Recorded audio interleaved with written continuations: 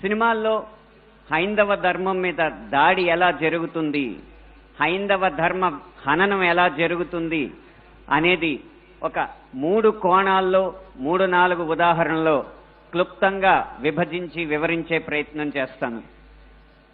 ఇక్కడ దాడి 3 కోణాల్లో జరుగుతుంది.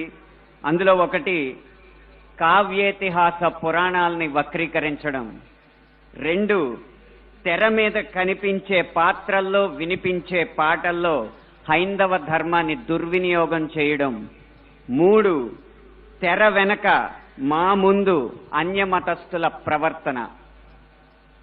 ఈ 3 అంశాల్లో మొదటిది కావ్య పురాణేతిహాసాల వక్రీకరణ. వాల్మీకి రామాయణం, వ్యాస భారతం భారత సాహితీ వాన్మయ శరీరానికి 2 కళ్ళ లాంటివి. కానీ అదే వ్యాస భారతాన్ని, అదే వాల్మీకి రామాయణాన్ని వినోదం కోసం వక్రీకరించిన సందర్భాలు కోకొల్లలు.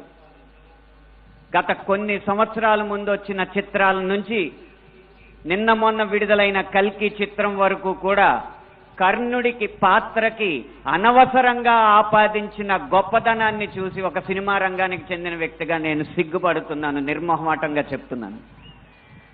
అది కూడా ఈ కృష్ణా జిల్లా గడ్డ మీదే నిలబడి చెప్తున్నాను.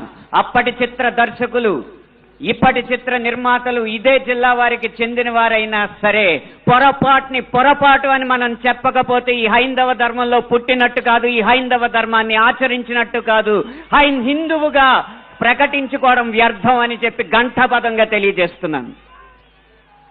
ఇప్పుడే ఈ సభలో, ఈ గొప్ప సభలో సత్యవాణి గారిని అభినవ ద్రౌపదిగా వక్తలు అభివర్ణించారు. ఆవిడే ఒప్పుకుంటారా? నిండు సభలో ద్రౌపదిని వలువలు వలచండి అని సలహా ఇచ్చిన కర్ణుణ్ణి సూర్యుడు అంటే సత్యవాణి గారు లాంటి మహిళా మండలి ఒప్పుకుంటారా? గంధర్వుల్ని చూసి, గంధర్వ సైన్యాన్ని చూసి ప్రాణమిత్రుణ్ణి కూడా వదిలేసి ప్రాణభయంతో పరుగులెత్తిన కర్ణుణ్ణి ధీరుడు, సూర్యుడు, వీరుడు అంటే ఈ హైందవ సమాజం ఒప్పుకుంటుందా? ఇలా ఎన్ని విధాలు చూసినా దానంగా వచ్చిన రాజ్యంలో తనకొచ్చిన కొద్దిపాటి సంపదని ఏదో దానాలు చేసినంత మాత్రాన ధర్మరాజు అంత గొప్ప దాత అని చెప్పి కర్ణుడిని అంటే మన సమాజం ఒప్పుకుంటుందా? నిన్న మొన్న వచ్చిన కల్కి సినిమాలో అగ్నిదేవుడు ఇచ్చిన ధనస్సును పట్టిన అర్జునుడి కంటే సూర్యుడు ఇచ్చిన ధనస్సు పట్టిన కర్ణుడు వీరుడు అని చెప్తుంటే యుద్ధంలో నెగ్గేది ధనుస్సా ధర్మమా అని ప్రశ్నించకుండా మనం ఊరుకుంటామా? ఒక్క భారతంలోనే కాదు, వాల్మీకి రామాయణంలో రాయి ఆడదైనట్టు, రాళ్లను తేల్చి వారధైనట్టు, రాముడు లవకుశుల మధ్య యుద్ధం జరిగినట్టు, ఇలా చిత్రీకరణకు అందంగా ఉండడానికి ఎన్నో అభూత కల్పనలు, ఎన్నో వక్రీకరణలు జరుగుతుంటే ఇంకా మనం ఇలా ఊరుకుంటూ ఉంటే ఎన్ని సినిమాలు ఎలా వస్తాయి?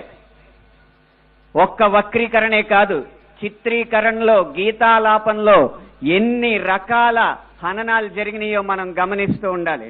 మీరు కొంతకాలం క్రితం ఒక హిందీ పాట వినే ఉంటారు, దమ్మరదం మిట్ జాయహం బోలో శుభశ్యామ్ హరే కృష్ణ హరే రామ్. రండి దమ్ము కొడదాం, కలుసుకుందాం, శుభ సాయంత్రం చెప్పుకుందాం, తర్వాత హరే కృష్ణ హరే రామ్ అందాం. భగవత్ తత్వాన్ని, భగవద్భక్తిని జగత్ ప్రస్తుతంగా జగద్విదితం చేసిన ఇస్కాన్ వారి నినాదం హరే కృష్ణ హరే రామ్ ని ఒక ఐటమ్ సాంగ్ లో పెట్టుకుంటే ఒప్పుకుంటామా? మీ ముందు ఇప్పుడు 2 దారులు ఉన్నాయి. కాళీ అన్న సినిమా డాక్యుమెంటరీ పోస్టర్లో కాళికామాత సిగరెట్ కాలుస్తుంటూ ఒక పోస్టర్ వేస్తే మన ముందు 2 దారులు ఉన్నాయి. ఒకటి నిమ్మకు నీరెత్తినట్టు కూర్చోవడం, 2 నిగ్గదీసి నిలదీయడం. మీ దారి 1, 2? పీకే అన్న సినిమాలో రాయి మీద పాన్ పరాగ్ ఊసి అదే శివలింగం అని చెప్పి వెటకారం చేసి అన్య మతస్థుల మందిరాల్లోకి మాత్రం వెళ్లకుండా వాళ్ళు తరిమి కొట్టినట్టు తెలివిగా తప్పించుకున్నారు. అప్పుడు మన ముందు 2 దారులు ఉన్నాయి, నిమ్మకు నీరెట్టినట్టు నుంచోవడం, నిగ్గదీసి నిలదీయడం. మీ దారి 1, 2? కాస్మిక్ సెక్స్ అన్న సినిమాలో ఇంత అద్భుతమైన పీఠాధిపతుల ఆహార్యాన్ని అనుకరించి గురువులు పీఠాధిపతులు వచ్చిన శిష్యురాలతో శృంగార కార్యకలాపాలు చేస్తున్నట్టు చూపెడుతున్నారు. మీ ముందు రెండే దారులు ఉన్నాయి. ఒకటి నిమ్మకు నీరెత్తినట్టు కూర్చోవడం, రెండు నిగ్గదీసి నిలదీయడం. మీ ఆప్షన్ ఒకటా రెండా? ఎంఎఫ్ హుసేన్ లాంటి చిత్ర దర్శకుడు, చిత్రకారుడు సరస్వతి దుర్గా మాతల బొమ్మల్ని అశ్లీలంగా వేసినప్పుడు వారి కోవలోనే అక్రమ్ హుసేన్ అనే చిత్రకారుడు కృష్ణుణ్ణి బార్లో ఉంచి గోపికల్ని బికినీల్లో చిత్రించినప్పుడు మన ముందున్న దారులు రెండే రెండు. ఒకటి నిమ్మకు నీరెత్తినట్టు కూర్చోవడం, రెండు నిగ్గదీసి నిలదీయడం. మీ దారి ఒకటా రెండా? ఛత్రపతి శివాజీ తర్వాత అంత గొప్ప మరాఠా యోధుడు బాజీరావుని బాజీరావు మస్తానీగా ప్రేమ పిచ్చోడుగా చిత్రీకరించినప్పుడు మన ముందు రెండే రెండు దారులు ఉన్నాయి. ఒకటి నిమ్మకు నీరెత్తినట్టు కూర్చోవడం, రెండు నిగ్గదీసి నిలదీయడం. మీ దారి ఒకటా రెండా? ఇలా ఇన్ని విధాలుగా హననం జరుగుతుంటే ఇంకా మనం నిశ్శబ్దంగా కూర్చుంటే అది మన హైందవ సమాజానికే కళంకం అని నేను మనస్ఫూర్తిగా తెలియజేస్తున్నాను. పాటని ఎలా ఉపయోగించచ్చో, అదే హరే కృష్ణ హరే రామ్ని ఎలా ఉపయోగించచ్చో సీతారాం శాస్త్రి గారు మనకు తెలియజేశారు. హరే రామ హరే కృష్ణ కృష్ణ కృష్ణ హరే హరే. రాముణ్ణైనా కృష్ణుణ్ణైనా కీర్తిస్తూ కూర్చుంటామా? వాళ్ళేం సాధించారో కొంచెం గుర్తిద్దాం మిత్రమా. సంద్రం కూడా స్తంభించేలా మన సత్తా చూపిద్దామా? సంగ్రామంలో గీతా పాఠం తెలుపమా. ఇది పాట రాయడం అంటే, ఇది పాట ద్వారా సమాజ హితం కోరడం అంటే, ఇది పాట ద్వారా మార్పు తీసుకురావడం అంటే, ఇది పాట ద్వారా ఉత్సాహం రేకెత్తడం అంటే, ఉద్వేగం రేకెత్తడం అంటే, ఉత్తేజితుల్ని చేయడం అంటే. ఈ దారిలో మాలాంటి పాటల రచయితలు అందరూ నడవాలని నేను కోరుకుంటున్నా. ఇక ఆఖరి అంశం, మాకు వ్యక్తిగతంగా జరిగేది తెర వెనక సినిమాల్లో అన్య మతస్థులు చేసేది ఒక్క అనుభవం చెప్పి మీకు ముగిస్తాను. ఒక సినిమా పాట రాయడానికి నేను ఒక సంగీత దర్శకుడి దగ్గరికి వెళితే ఆ పాటలో బ్రహ్మాండ నాయకుడు అన్న హిందూ పదం ఉందని చెప్పి ఆ పాట చేయనన్నాడు.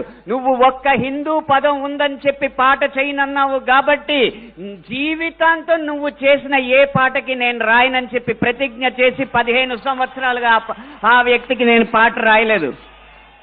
అలాగే ఒక పక్క రాష్ట్రం సంగీత దర్శకుడు వెళ్ళగానే దర్శక నిర్మాతలతో తిరుపతి ఆలయ విధానాలని విమర్శిస్తూ ఉంటే వాళ్ళు మిన్నక కూర్చుంటారు. ఎందుకంటే వాళ్ళకి మార్కెట్ ఉంది కాబట్టి. ఇదే మనం గీత గీయాలి కింద. సినిమా అనేది నేను ముందు చెప్పినట్టు వ్యాపారాత్మకమైన కళాత్మకమైన వ్యాపారం కాబట్టి ఆ వ్యాపారాన్ని సినిమాకి లేకుండా చెయ్యాలంటే హిందూ ధర్మాన్ని హననం చేసే సినిమాలని, హిందూ ధర్మంపై దాడి చేసే సినిమాలని ప్రభుత్వం బహిష్కరించకంటే ముందు మనం తిరస్కరించాలి.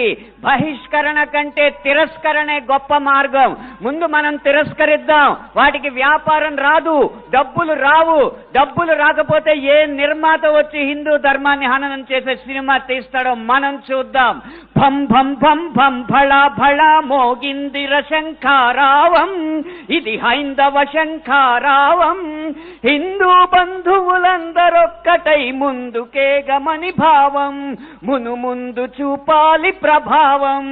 3 నిమిషాల ఈ పాట రాసే అవకాశాన్ని, 5 నిమిషాల ఈ ప్రసంగం చేసే అవకాశాన్ని నాకు ఇచ్చిన ఈ నిర్వాహకులకి వేవేల పాదాభివందనాలు తెలియజేసుకుంటూ జై హింద్, జై శ్రీరామ్.